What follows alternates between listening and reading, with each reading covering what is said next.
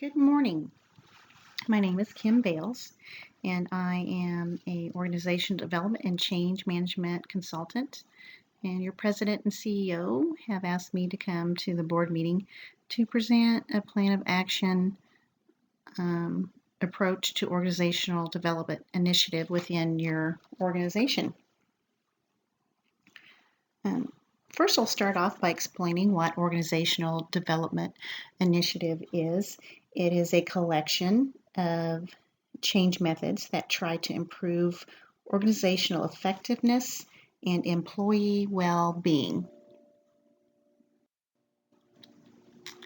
What are the values in organizational development efforts for you and your organization? One value is respect for people. Individuals are perceived as responsible and caring, and they should be treated with dignity and respect. We all expect that here in this room, and our employees also expect that. The next is trust and support. An effective, healthy organization is characterized by trust and openness and a supportive climate. We want to trust that our employees do their job, and they want to trust that we'll give them the tools they need to do their job and that we support them in doing that. Third is power equalization. Effective organizations de-emphasize that hierarchical authority and control. Employees, they want to be empowered. They want to have the power to change and create and do creative problem solving.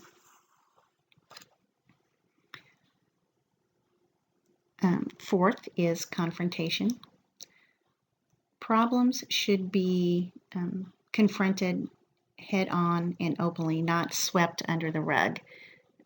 If not, that causes anxiety and distrust among your employees.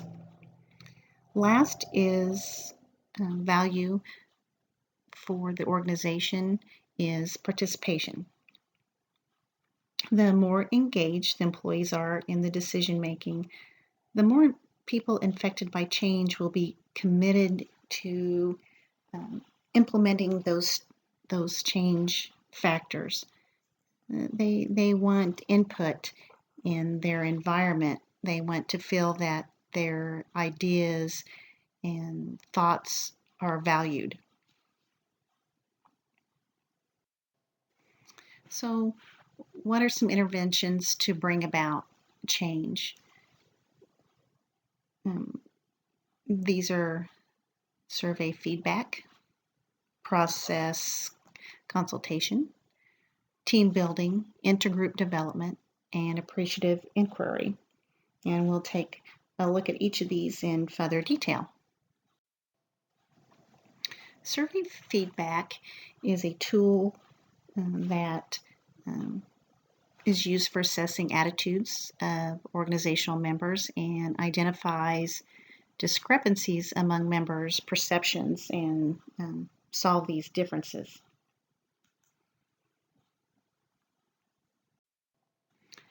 How does survey feedback work?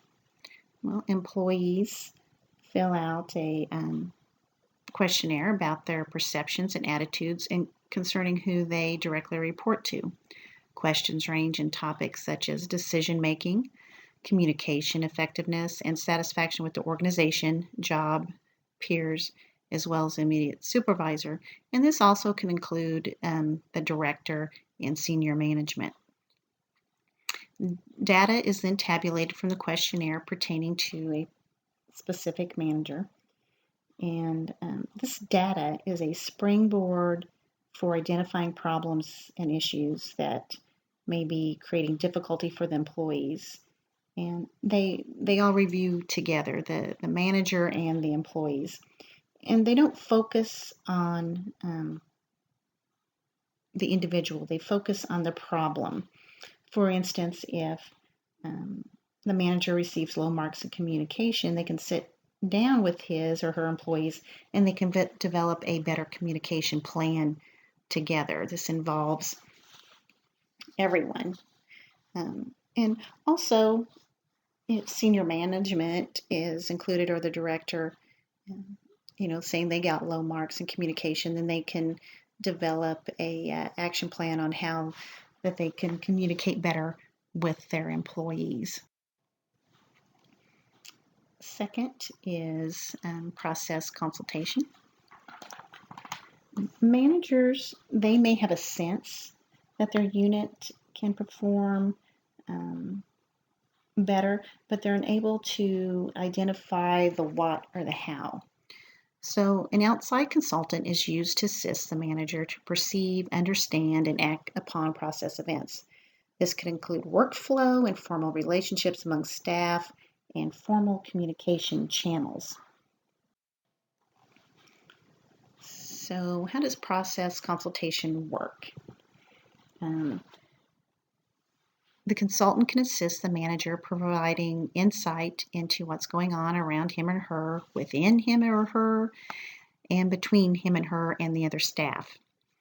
The consultant can assist the manager in diagnosing what needs improvement and guide him or her to solutions.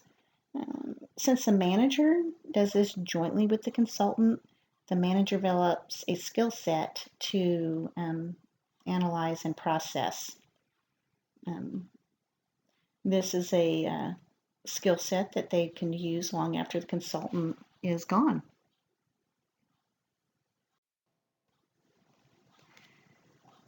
Team building. It uses high interaction group activities to increase trust, openness, improve coordinative efforts, and increase team performance. And why is this important? Well, because organizations increasingly rely on teams to accomplish work tasks. So you need your teams to be working top notch. How does team building work? It typically includes goal setting, development of interpersonal relations among team members, role analysis to clarify each member role and responsibilities, and team process analysis. May want to emphasize or exclude certain activities depending on the purpose of the development effort. But basically, team building is an attempt to increase trust and openness among its members.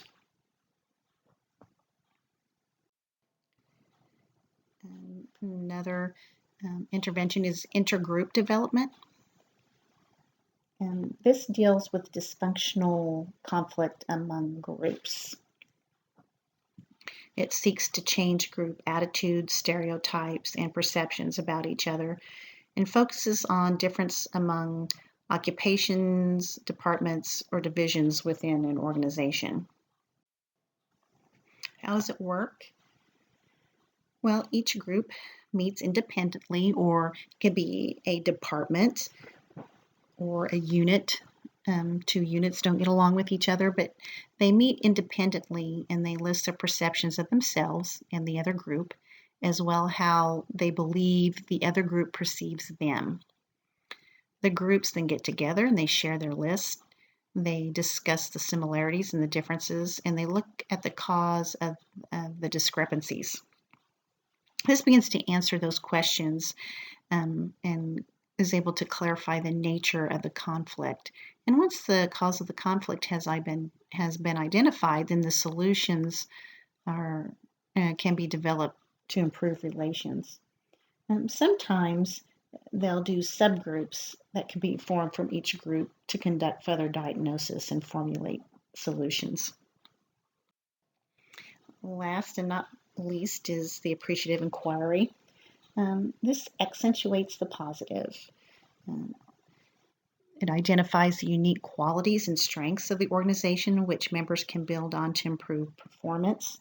This focuses on the organization's successes rather than its problems. It consists of 4 steps: discovery, dreaming, design, and destiny. How does appreciative therapy work? Well, first, it can take about 2 to 3 days to cover all 4 steps. And during that time, the first step is discovery. Employees recount a time that they felt that the organization did its best or when they felt most satisfied with their job. Second step is dreaming. Employees speculate on possible futures, such as where will the organizations be in 5 years, and then they start their design, where they find a common vision on how the organization will look and they agree on its unique qualities. And then last is destiny, where they write action plans and develop implementation strategies. The end result is a renewed culture focused on winning attitudes and behaviors. Organizations that have used this strategy are GTE, American Express, and the U.S. Navy. The end result that you'll have for your organization is several tools to initiate organizational development. You'll have the ability to find out what works and build on it. You'll have the ability to find out what doesn't work and find solutions. And all this information allows you to achieve your vision through increased job performance, increased job satisfaction, and productivity. I'll be available to answer any of your questions if you like. If you don't have any questions, I thank you for your time and I wish you a lovely afternoon. Thank you.